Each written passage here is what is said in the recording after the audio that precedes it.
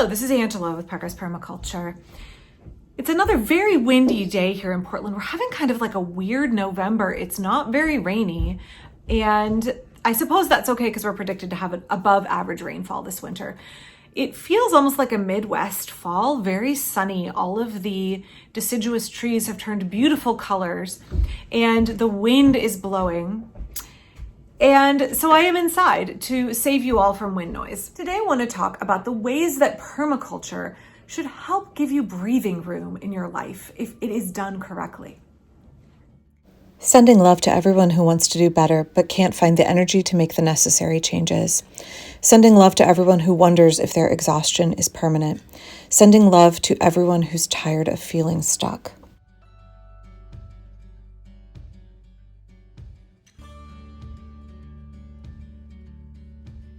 We live in late stage capitalism, and the pace of life, particularly in America, is oppressive. Most of us scrambling all of the time. I've tried to be really honest and vulnerable about the ways that I do not have it all together, or if I am highly organized and execute things as well as I can, the system has no breathing room. The system has no wiggle room, no room for downtime, no room for us to be ill or injured, no room for us to have time off. Permaculture design should allow us that breathing room that we crave and we need. We're all going at such a rapid pace on the hamster wheel. Many of us have tried to unplug and step back as best we can and say, life is not meant to be this way.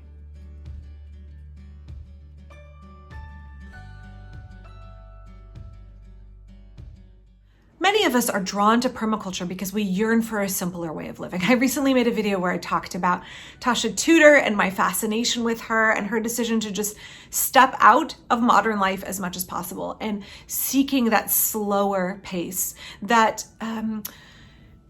anachronistic view of the past where we are tied to all of the romantic things about a simple way of life, but we also yearn for more resilience and stability and more of a safety net at the same time.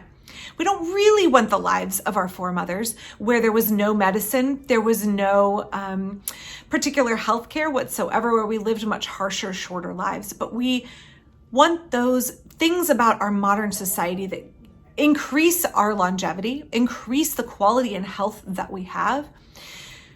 But we also want to eschew and set aside all of the things that are unsustainable in modern life. We want the best of both worlds. I think many people gravitate toward permaculture because they're that kind of person. We want all of the slower, more meditative, simple, more connected to the earth and to other people elements of times gone by. But we want all of the efficiency, all of the clever and effective design, and all of the things about modern life that reduce our suffering and do improve our quality of life.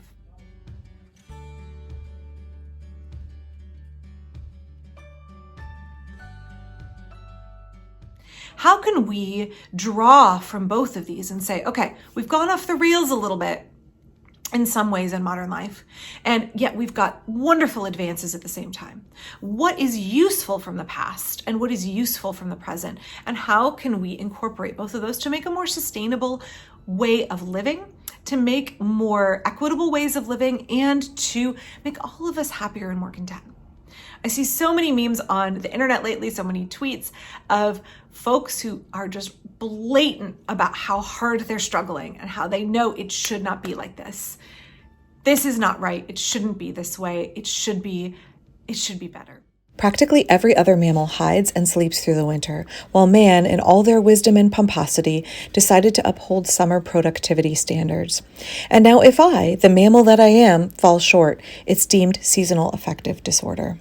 Permaculture design is a set of principles and ethics and a strategy to do better by all of us. It is a system that should improve our quality of life and should give us the breathing room we all yearn for. Right now, we don't even have breathing room. If you're sick, if you have cancer and you need to take off work to seek medical care like surgery and treatment, you have to continue to work or you lose your health insurance in America. That's ridiculous. You can't even take off time to be ill. and to take time to recover, much less take off time to do something like grieve the loss of a loved one, or take off time to pursue a change of education and acquire knowledge and skills that will help you be more successful in the future. American culture has no place for any of that. And that's part of the reason that we feel so maxed out and stressed, and it's so unsustainable. So when we're looking at permaculture design, there are a few practical ways that the gardening and agricultural aspects of permaculture should give us that breathing room, should give us that space, should help us feel less overburdened. And then there's ways that permaculture design for whole communities, for social permaculture, that those elements of permaculture design should also increase our quality of life. Aren't you supposed to be at work? I'm supposed to be foraging for mushrooms outside a walkable community of 100 to 150 people who know each other by name and share burdens of infrastructure, healthcare, and child rearing based on abundance, not scarcity. And so are you, baby. I've gotten a lot of flack lately for some of the social permaculture videos I've been posting. And to me, it's so odd because social permaculture is half of permaculture. It is inherent in our permaculture design that it has to include caring for people, and that all of the other parts of permaculture design and implementation are carried out by people. We are social beings. So when we're talking about those ways that we have wiggle room, if we have social safety nets, if we have things like universal healthcare, or perhaps I might get radical and suggest universal basic income. If we have those things, we have the wiggle room, we have the safety net, we have the space to be sick. We have the space to grieve. We have the space to caregive. We also have built up those community connections so we can lean on each other and support each other in times of need. The other parts of permaculture, the agricultural parts of permaculture, let's start with those. When we have a permaculture designed garden, I've talked about this in the past, at periods of my life where I've been injured or ill or caring for loved ones, sometimes my design gets away from me. I don't prune when I should. I miss harvests. I don't get around to mulching when I should. A well-designed permaculture garden is one that can be restored to its peak abundance very quickly and effectively. I think it was Jeff Lawton that talked about, I'll see if I can find the video and link to it below, about touring a garden that he had designed that was a permaculture garden that had been left abandoned for many years, and how little work it would take to get it back up to speed.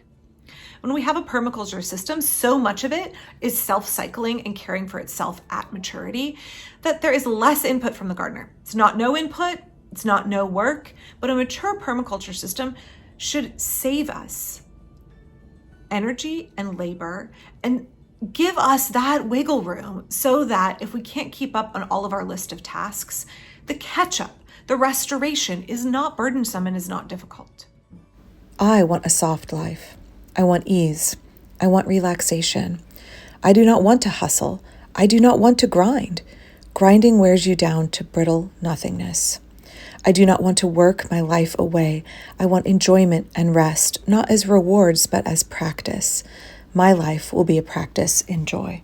Permaculture design increases our efficiency, and it increases our efficiency in a way that helps us step out of the system. The system can take care of itself better. If we look at our housing, if we have passive solar design, if we use green building materials that are well designed, not only do we have less energy input, we have to work less in order to heat and cool our home. The home heats and cools itself better. We have lower maintenance costs, so we have to work less. That's giving us wiggle room, right? When we take a design and we tweak it so it works better, what we are ultimately saying is we're reducing the burden on us as people. Smart design reduces our burden. It reduces our workload. It reduces our waste. It reduces the amount of time we spend on maintenance and fixing things. And therefore, we have more time to perhaps have time off, to have more leisure time, to have more time creating art, more time connecting with people, more time investing in music and cultural activities. Permaculture design should give us the wiggle room in our social spheres, in our social safety nets, in our agricultural production, in our homes and the way we design our buildings and our cities and our neighborhoods. When we're thinking about what is permaculture design, For those of you that got into permaculture because the agricultural aspects of it appealed to you, I would encourage you to think about what that truly means.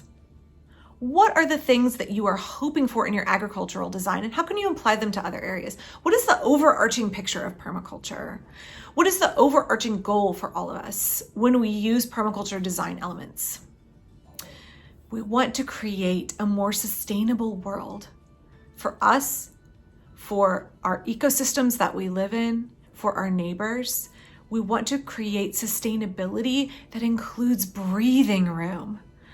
It's not too much to ask for us to create societies where we have room to let our guard down a little bit and not feel that everything is going to fall apart, where we know the system is designed well, we have front loaded our effort so we can then rest on our laurels as time goes by. Permaculture is granting us breathing room. It's granting us rest. It's granting us leisure time if we do it well. It's granting us security on so many levels. So I'd encourage you to think about what are all those places you can plug in permaculture design, and what are the many ways that you can reap the benefits that you haven't thought of and that extend far beyond the garden. So thanks for watching today. Please click like and subscribe. That's a great way you can support the work of this channel. Also, if you're interested in supporting this channel and joining Patreon or throwing a couple of bucks at my PayPal is not the way for you to do it, please consider clicking on some of my older videos and watching them. Viewership in November and December tends to go way down, and this YouTube channel is how I pay my mortgage. So if you would like to support this channel, consider watching some of those old videos, the ones from 5 or 6 years ago where I'm really heckin' awkward. But still there's good information about permaculture, and maybe you can see some of the evolution of my design and some of the evolution of my process in permaculture, and maybe that will be helpful for you. I'll be back very soon. Thanks.